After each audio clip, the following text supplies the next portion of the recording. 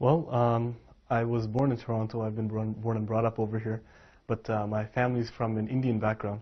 So a lot of my life had to do with, I guess, a mix of Canadian culture as well as at home the Indian side of things. So I grew up knowing my culture, knowing my language, and knowing the religion of my parents very well. I grew up in the temple, and I would always go to summer camps and Sunday school, and always going to prayers and so on and so forth. So I went through a lot of, like, I guess, culturalization in both the culture of my parents and the culture that I was growing up in at school.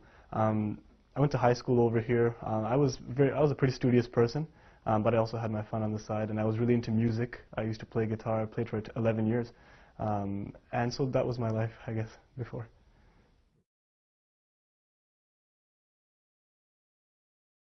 When I look back about how I came to Islam, it was really different from a lot of other people's because I didn't think that I had any kind of a problem or an emotional component that was leading me towards the truth. Since I was young, I just didn't feel right in the religion of my parents, although I had been brought up in it, and actually at one point in time I was a very ardent defender of it. And I was almost staunch, you could say. But that staunchness was like a shell. You know, it was very hollow. And it was only because I was trying to defend myself in a place where I guess people would attack that faith a lot for different aspects. And I just never got down with the idea of the many gods or the idol worship. It just didn't fit right with me. As well, there were like numerous different explanations which weren't sitting well in terms of science. And I wasn't satisfied that the truth was there, although there were many good teachings. And I have to clarify that values and beliefs I found were in every religion. And after I left the religion of my parents when I was just starting into my teenage years, I came across the Bible and Christianity, and I read the Bible, and it was beautiful because I came across this idea of one God. In the Old Testament, I came across this idea of one God, and that just like it held me. And the way that this God was so benevolent, and at the same time, it was like the might of God that really, really attracted me towards this, and the concept of prophets, the concept of prophethood, where the men who give you the message are not divine in themselves, and this is the Old Testament that I'm talking about, and that really, really attracted me towards that, and my search kept on going from there. I went into the New Testament, read that, and again, I was really happy with the values that I had found, and I had fallen in love with the character of Jesus, but at the same time, I just couldn't accept it into my heart. It didn't fit for me. And that's when I started to kind of cast off all religion, and I became atheist for a point in time. But after a while, I couldn't force atheism upon myself because I knew in my heart, and just from the logic around me, that this whole creation was created by some awesome being. And that's what led me to go to any spiritual buzz I could find, whether it's a Buddhist circle or a Catholic church or a Sikh temple, or even sometimes a Hindu prayer with my parents. The only religion I never actually bothered to look into was Islam. Like, my parents are from India and from a Muslim city in India. So we always grew up knowing about Islam, although not the beliefs itself, but the lifestyle of a Muslim, the Islamic culture. And the thing is, we always had a lot of misconceptions that were going around. And so whenever I grew up in Islam, it was always centered around certain misconceptions, like misconceptions such as terrorism or the rights of women. These were always issues that always held me back from wanting to even look into the religion. And a lot of my friends in high school, actually some of my best friends in high school, were Muslims, although they weren't practicing at that time. And I never got the message of Islam through their actions because we were doing the same things. And it's only once that I came into university and I found that it was a place where you could, I guess, open up your ideas a little bit more, question yourself and question those around you. I actually came across a book about science in the Quran, and I was doing a BSc at the time, and that stopped me cold in my tracks. And I decided to take a really critical look at what this religion was trying to say.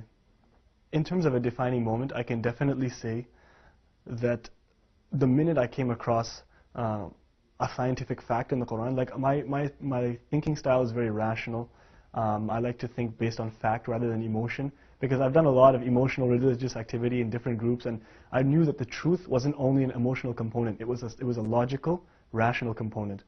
And I needed to find a truth that was consistent and rational all the way through. And when I came across, I guess, reading books about science in the Quran, that's what started to propel me towards finding out about the religion, but definitely the defining moment was the day I took my declaration of faith, the Shahada.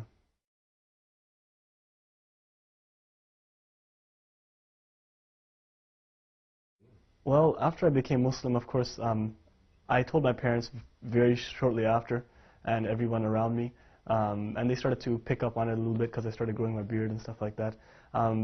They have those same misconceptions that I had, and I don't blame them at all.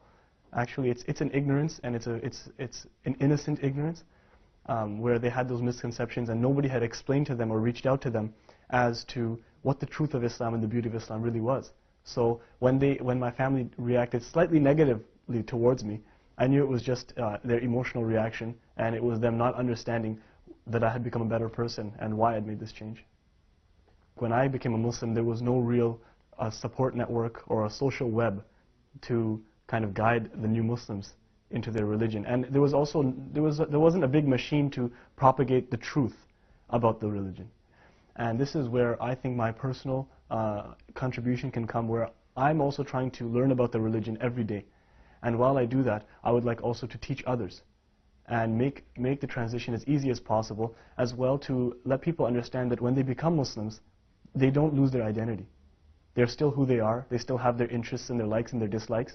And I would like to make it easy for their families to let them know that that person is still them, that's still their son or their daughter or their brother and their sister, and that the only thing that's changed is their outlook. They've just come in touch with the greater reality.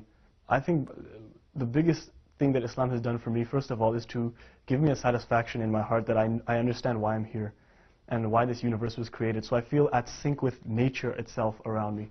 I feel in sync with every human being and all of nature, even inanimate, animate objects. It's beautiful. It's a beautiful feeling to wake up every morning, to think about God, and to have your mind blown every morning at the miracles that He's given to us as well. I think that I've developed a respect for every single human being, animal, you name it. It's just taught me that Islam is a system of rights in many ways, and I've learned to respect my parents more, respect my neighbors more, respect people from other faiths and other cultures more, and I think that that kind of respect is needed, especially in a world today where we have to heal a lot of wounds from the past.